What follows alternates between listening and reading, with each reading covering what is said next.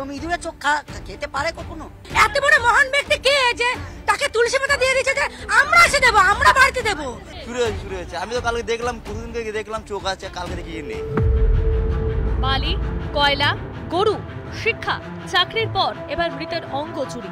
এবার মর্গ থেকে চুরি গেল আস্ত চোখ, যা ঘিরে রাজ্য জুড়ে তোলপাড়।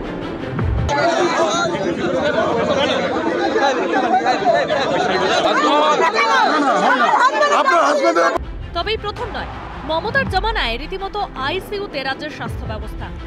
নিজেরাই দেখুন, 2025 জুলাই মাসে উত্তরবঙ্গ মেডিকেলে মৃতদেহ খুবলে খায় কুকুর। 2025 সালের মার্চ মাসে হাওড়া সাকরাইল গ্রামীণ হাসপাতালের বাইরে পড়েছিল রোগীর দেহ। এবছরের জানুয়ারি মাসে ভুল ইনজেকশনে প্রসূতির মৃত্যু হয় মেদিনীপুর মেডিকেল কলেজ হাসপাতালে। 2023 সালের অক্টোবর মাসে বিচারাধীন বন্দির মৃতদেহ গায়েব হয়ে যায় এসএসকেএম হাসপাতাল থেকে। 2020 সালের অগস্ট মাসে হাওড়া জেলা হাসপাতালে বৃদ্ধের দেহ খুবলে খায় কাক।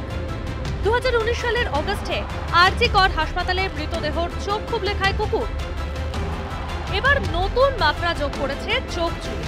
এর মাঝেও গা বাঁচানোর চেষ্টা চালিয়ে গিয়েছেন রাজ্যের স্বাস্থ্যমন্ত্রী মমতা বন্দ্যোপাধ্যায়। আমি তো কালকে রাস্তায় আসছিলাম, আমার গাড়ি দাঁড়িয়ে কিছু লোক কিছু কথা বলতে চাইছিল, আমি তো দাঁড়িয়ে কথাগুলো শুনলাম এবং সঙ্গে সঙ্গে তাদের যা যা প্রয়োজন সবটাই করে দিলাম। মাননীয়া প্রীতম ঘোষের পরিবার তো বিচার চেয়েছে, সেটা দিতে পারবেন তো? জবাব দিতে পারবেন তো? সরকারি হাসপাতালের মর্গ থেকে কিভাবে চোখ চুরি যায়?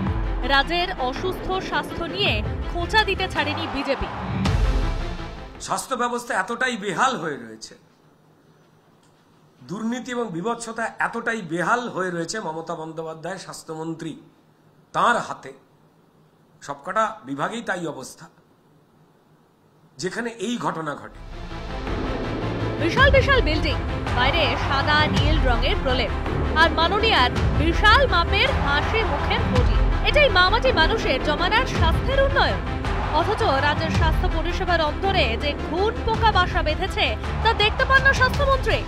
দায়িত্ব সামলাতে না পারলে আর গদি আঁকড়ে থাকা কেন মাননীয়া? রিপাবলিক বাংলা।